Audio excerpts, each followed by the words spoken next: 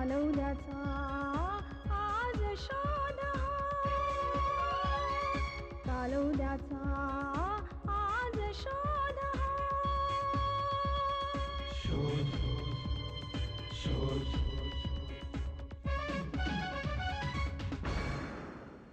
शोध शोध जामकर त्यांचा आरजी रोडला बंगला आहे ना? हो आहे ना, पण आकाशदीपमध्येही त्यांचा एक फ्लॅट आहे आणि आज सकाळी ते तिथेच मेलेले सापडले. काय? काय जामकरांचा बंगला माहिती आहे आरजे रोडवर? त्या जामकरांचा खून झालाय. ताबडतोब त्या बंगल्यावर जा आणि तिथे सांगायचं की ती बॉडी ती अंत्यविधीला नेऊ नका, आम्हाला त्याचं पोस्टमॉर्टम करायचं आहे. पोस्टमॉर्टम? अहो ते कशाला? अहो साधी हार्टफेलची केस आहे. हवं तर तसे डॉक्टर आमच्या तुम्हाला लिहून देतील. अच्छा, बिकॉज ही नोज द केस. जामकरांचा मृत्यू कुठे झाला? हो, आकाशदीप बिल्डिंगमध्ये. कवी संमेलन, खास आकर्षण कवयित्री वीणा. कवी संमेलन आणि जामकरांचा काय संबंध? मला वाटतं कवयित्री वीणा आणि जामकर यांचा काहीतरी संबंध आहे. इथेच काहीतरी घडलं आणि इथेच आपल्याला कुठेतरी काहीतरी क्ल्यू इथेच मिळेल. ओके, ठीक आहे. जी स्त्री इकडे येत होती तिचं आणि जामकरांचं काहीतरी नातं आहे असा आपण अंदाज बांधूया. हां, पण जी स्त्री इथे येत होती तिच्या मागावर कोणी आलं नसेल ना? आणि मग नाही, शक्यता फार कमी आहे, कारण इथला सुधीर जो सिक्युरिटी गार्ड आहे ना, हां. त्याने एका स्त्रीला आत जाताना बघितलं. जर आणखी कोणी आलं असतं तर त्यांनी ते बघितलं असतं आणि तसं सांगितलं असतं, पण तसं झालं नाही. पण मी इथे जे आलो ना ते मुद्दाम आलो. आम्ही माहिती आहे त्या दिवशी इथे ठसे घ्यायला आलो. हां आपला सुश्रुत आहे ना फोटोग्राफर, हां हां त्याने एक इन्व्हिटेशन कार्ड मला दाखवलं. मी याचा फोटो काढलाय पण हे चुरगळलेलं होतं. हा मग सर, इन्व्हिटेशन कार्ड आहे, सहसा कोणी चुरगळत नाही ना. कवी संमेलन, खास आकर्षण कवयित्री वीणा. कवी संमेलन आणि जामकरांचा पण त्याचा इथे काय संबंध? म्हणजे जामकर आणि कवी संमेलन? मला असंच वाटलं, पण ज्या अर्थी ते इन्व्हिटेशन यांना आलं त्या अर्थी यांचा आणि त्या इन्व्हिटेशनचा काहीतरी संबंध आहे. रिक्षामध्ये जे पार्सल मिळालं ते नुकतंच वीणाचं प्रकाशित झालेलं काव्यसंग्रह आहे. तेव्हा मी विचार केला की हे नाव मी कुठे वाचलं. तेव्हा मला आठवलं की हे नाव मी इथे कुठेतरी वाचलं. आणि जेव्हा इन्व्हिटेशन जामकरांना आलं तेव्हा वीणाचा आणि जामकरांचा काहीतरी संबंध आहे नीता. पण काय? मला असं वाटतं ती अज्ञात स्त्री वीणाच असेल. ही कवयित्री वीणा कोण आहे? आपल्याला ते इन्व्हिटेशन शोधायला पाहिजे. मला वाटतं ते इन्व्हिटेशन ना इथेच कुठेतरी मी असं या बाजूला असा होतो आणि चुरगावून असं टाकलं आणि नंतर मी या लोकांना फक्त सांगितलं की सगळ्या गोष्टी क्लिअर करून पोलीस स्टेशनमध्ये पोहोचताना इथे कुठे कवी संमेलन आणि जामकरांचा काय संबंध असेल रे? एवढी मोठी माणसं आहे, असे इन्व्हिटेशन येत असतात त्या.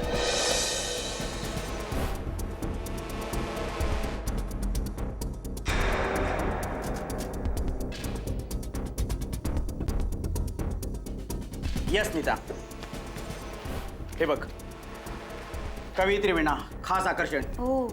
ओ माय गॉड, हा शो तर आज आहे. 1 वाजता सुरू झाला.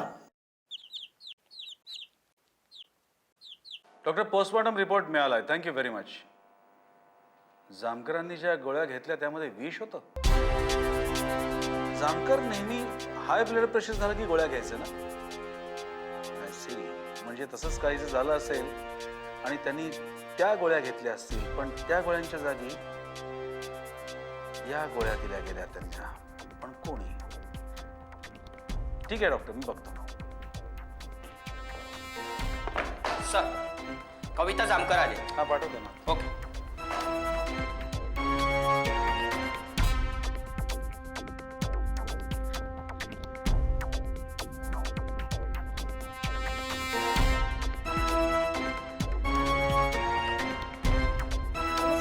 नमस्कार, बसा बसा.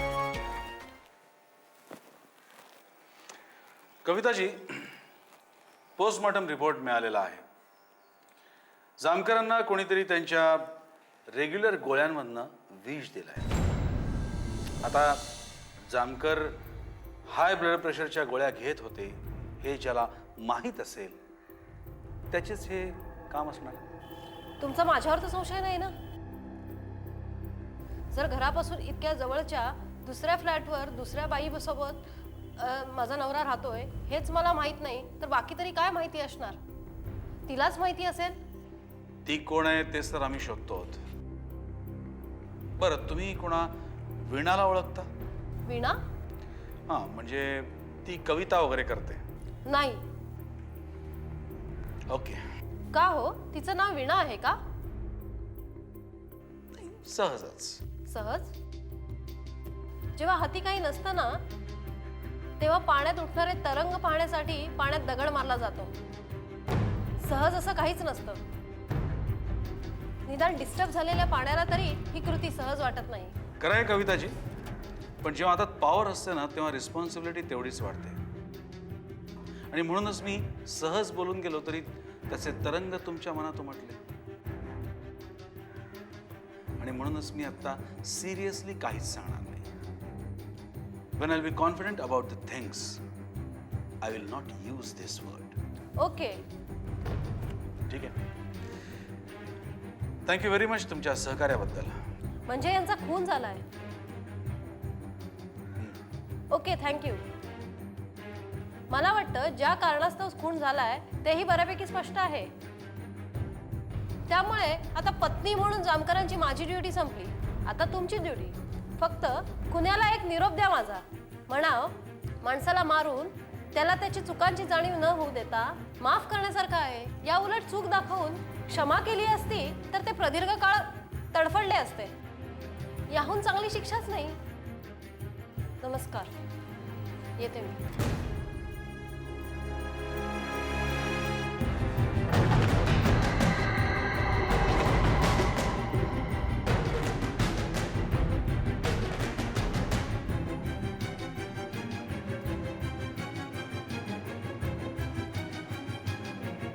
या केसमध्ये कवयित्री वीणा मिळणं खूप गरजेचं आहे.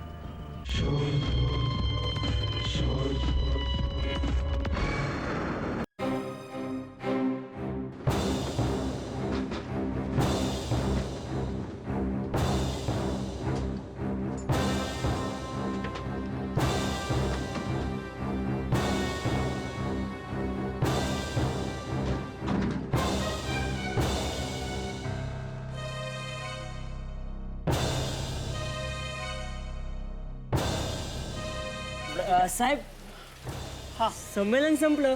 म्हणजे आता आत कोणीच नाही? नाही, हे काय? गेली का सगळी? हो, सर्व चाललेत आता. आपण याला प्रेक्षकांसारखे प्रश्न काय विचारतो? बरं, इथे आता जे संमेलन झालं, कवयित्री वीणा आल्या होत्या? हो.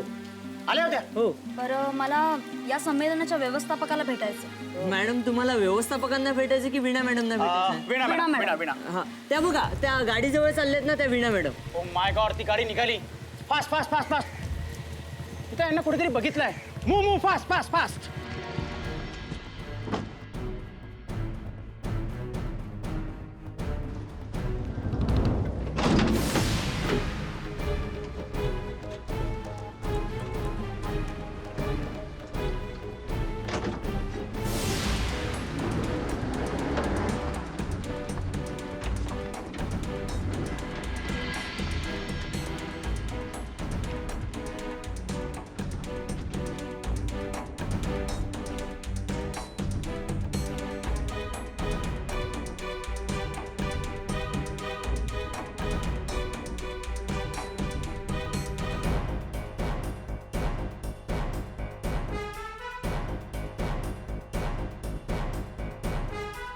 हॅलो.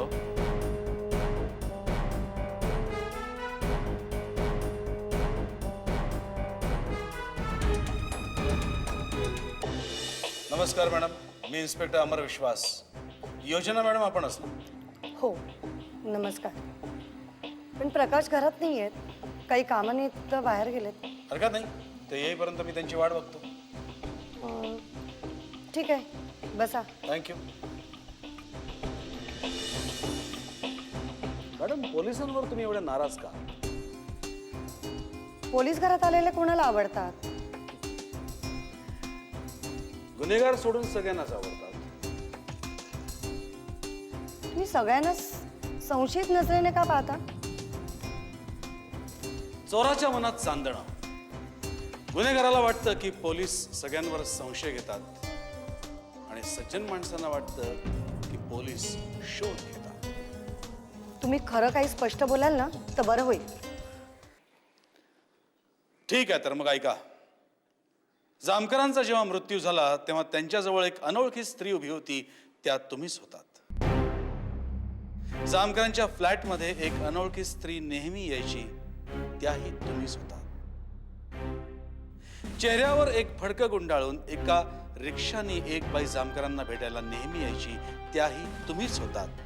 आणि हे सिद्ध करणारे पुरावे आहेत माझ्याजवळ. पुरावे? जिंकल्यासारखं वाटलं असेल ना तुम्हाला? गुन्हा तूच केलास, आम्ही पकडून दिलं, बस समाधान. गुन्ह्याची पार्श्वभूमी बघता तो गुन्हा का केला आणि त्याचं सामान्य कारण तुम्ही बघितलंय कधी? ह्या एका घटनेनंतर त्या उरलेल्या माणसाचं आयुष्य उद्ध्वस्त होऊन जातं, कधी दिसलंय तुम्हाला? हो, ती स्त्री मीच होते, जामकर. तुम्ही जेव्हा जामकरांना शेवटचं भेटलात तेव्हा नेमकं तुम्ही काय पाहिलं? होय, सत्य फक्त मलाच ठाऊक आहे. आज मी तुम्हाला खरं कारण सांगते. त्यांची आणि माझी सप्तपदी झाली नव्हती, पण मी त्यांचीच होती, अर्धांगिनी. आमच्या लग्नाच्या वेळीच भेटलो होतो. कसं प्रेम झालं कळलंच नाही. आम्ही दोघी काव्यामध्ये हिरावून बसलेलो आणि आमचे जोडीदार वेळ, पैसा ही यात हरवलेली. आणि आम्ही ह्या सगळ्यातून एक वेगळं विश्व स्वतःचं निर्माण केलं. ह्याच्यातूनच आम्ही एक दिवस, काही तास अगदी मनमुरादपणे जगायचो, उरलेलं आयुष्य घालवण्यासाठी. मॅडम, त्या दिवशी काय झालं तेवढं सांगा. ओह सॉरी, तुम्हाला तर घटनेमध्ये इंटरेस्ट असेल ना. त्या दिवशी मी शेवटचंच जामकरांना भेटायला गेले होते, कारण जामकरांच्या मुलीच्या लग्नाचं वय झालं होतं. आमचे संबंध धोकादायक ठरणार होते. त्यांनी प्रकाशची पोस्टिंग सुद्धा विदर्भातच केली होती आणि म्हणून शेवटचं भेटायला गेले होते. त्यावेळी ते इतके हळवे झाले आणि त्यांना कसं तरी व्हायला लागलं. काय होतंय तुला? माझ्या कोटाच्या खिशामध्ये बॉटल आहे, त्याच्यामध्ये एक गोळी आहे, ती घेऊन ये. त्यांनी माझ्याकडे गोळी मागितली. मी धावत जाऊन कोटाच्या खिशातली गोळी काढली आणि त्यांना दिली. सावकाश, तू थांबू नको, तू जा. आणि तुम्ही जाऊ नको, तू थांबू नको, तू जा योजना.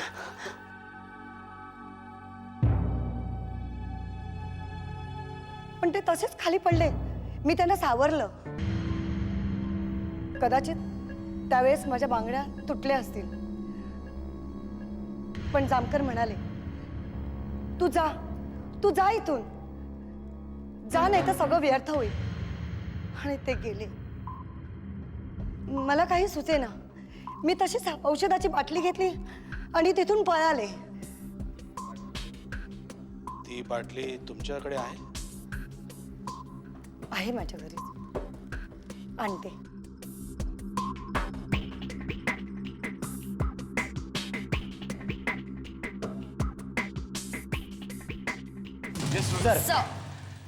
सर, ती औषधांची बाटली सागर मेडिकल स्टोअर्समधनं घेतली. सागर मेडिकल स्टोअर्स कोणी घेतली?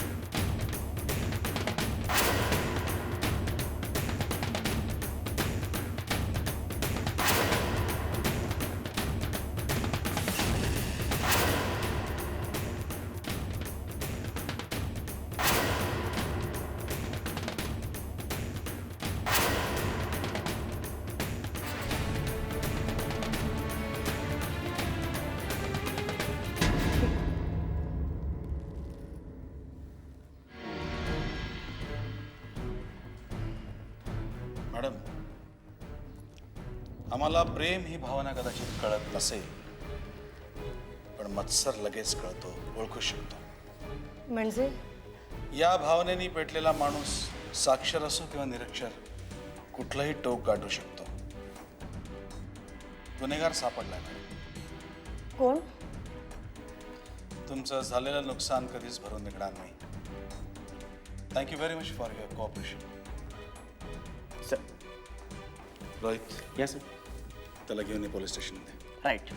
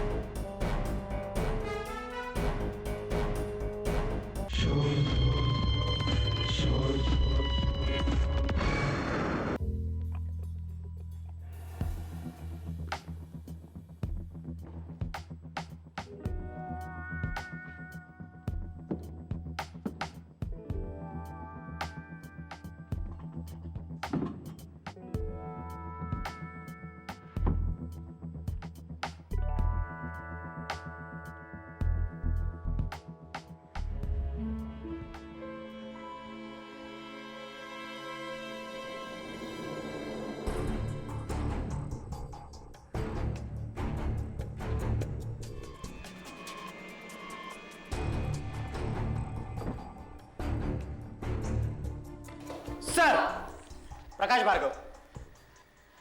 येस मिस्टर प्रकाश भार्गव. इन्स्पेक्टर अमर विश्वास, तुमचा अजून विश्वास बसत नाही का की जामकरांचा मृत्यू हार्ट अटॅकने झाला होता? मिस्टर प्रकाश, जामकरांचा खून झालाय ते गोळ्यांमध्ये विष असल्यामुळे. आणि मेडिकल स्टोअर्समध्ये त्या गोळ्या कोण घ्यायला गेलं होतं हे आम्हाला कळलंय.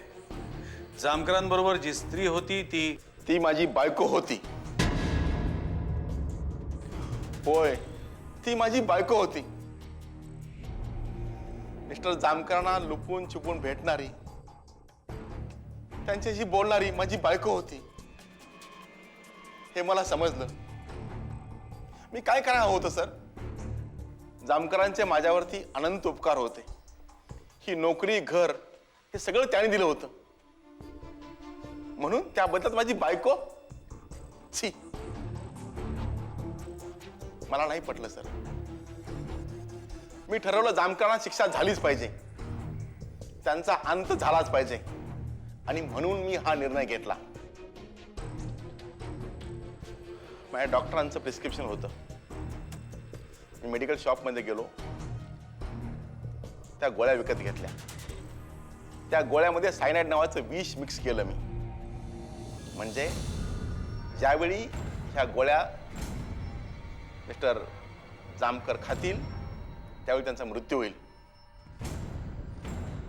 पण नियतीनं वेळ अचूक निवडली.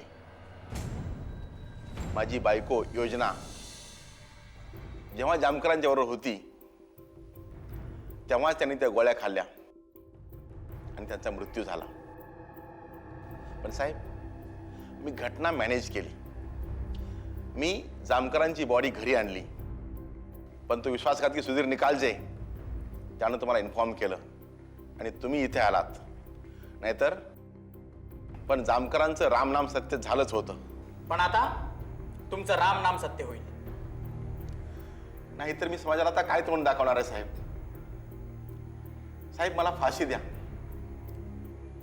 जर मी जिवंत राहिलो तर या यातना मी रोज तीळ तीळ मरेन साहेब. हेच म्हणाल्या कविताजी. आता कविता काय आणि मी काय?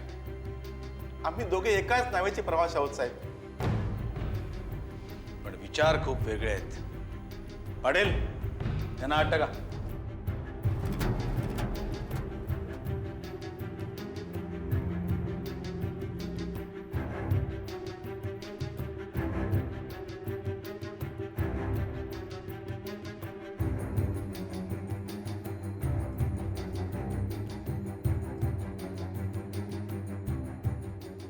आयुष्यात भावनांपेक्षा कर्तव्य मोठं असतं. म्हणूनच वेळीच भावनांवर आवर घालणं सगळ्यांच्याच हिताचं असतं. कारण चुकतो तो माणूस आणि चूक सुधारतो तो देव माणूस.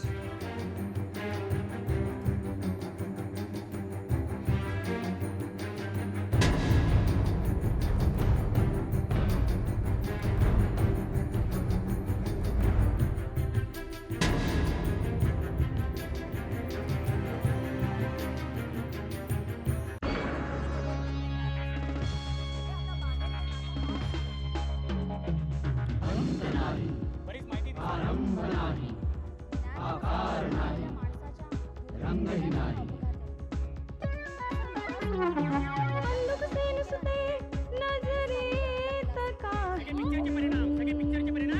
एकातून दुसरे आगळी